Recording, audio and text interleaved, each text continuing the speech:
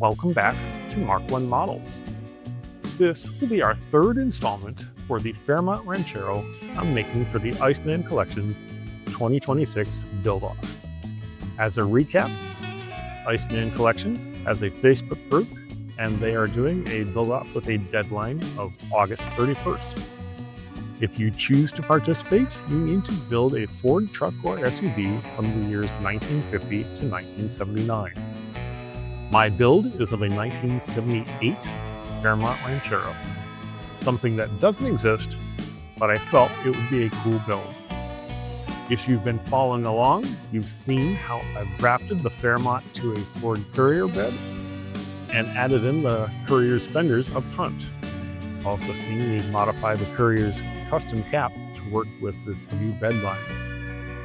You've also seen the completion of the Coyote motor this will receive, and how I modified the grille with parts from an F-150 and a D100 to look more like a 1978 grille. Also seen how I've made the Courier's cab wall work inside the Fairmont bed. Lastly, we found out the wheels and tires I was going to use and the color I was leaning towards. Now for some progress. The Pantera wheels would be a nice addition to this build, and I had wanted to do them with gold chrome. I checked and some were actually sold in gold, so I went forward with using my Courier gold chrome marker set that came with 1, 2, and 3mm tips to get into all those crevices.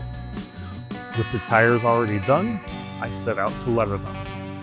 I used white gel pens from Cuno using a 0.6mm tip pen, and they turned out pretty well. That led to the creation of one of my other videos that you may have seen. We'll get back to the build in just a moment, but I wanted to take a moment to remind you that if you like these videos, feel free to give a like and subscribe and share with your friends. Don't forget to make sure your notifications are turned on so you won't miss an episode. You can also follow along on our Facebook, Instagram, and Threads pages, and you can find those on the links in the homepage. Now let's get back to the build. With the wheels done, it was time to make them actually fit. So that means widening the rear tubs. I didn't want to go full tubs like a drag car would get, but just some widening that someone might have done on their own back in the day. I had mentioned in the last update of possibly using the thread method to make these cuts, but given the styrene body was already attached to the resin one, I was concerned with cracking the resin, so I chose my Dremel tool to make the cuts.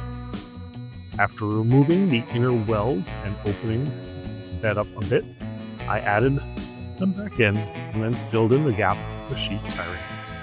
To try to keep the look of the tubs stock, I used some styrene rod on the tops to simulate the ridges that the rest of the tub had, and filled in any gaps with putty. The other major revision was to the front half of the frame. This is from a Mustang kit. The Coyote motor doesn't fit between the frame rails, and the frame rails need to be lengthened to position the front wheels better and to reach the front of the Fairmont. I had decided to cut the rails off from the firewall and both slightly widen and lengthen them to meet all my needs. This ended up causing issues with the wheels living too far out, so I ended up placing my extended frame rails back in the stock location. This gave me my length and wheel positioning, but meant I'd have to shave the inside of the frame rails to fit the Coyote. In order to accommodate this, I added styrene rod to the outside of the frame rails so they would be long enough to support everything.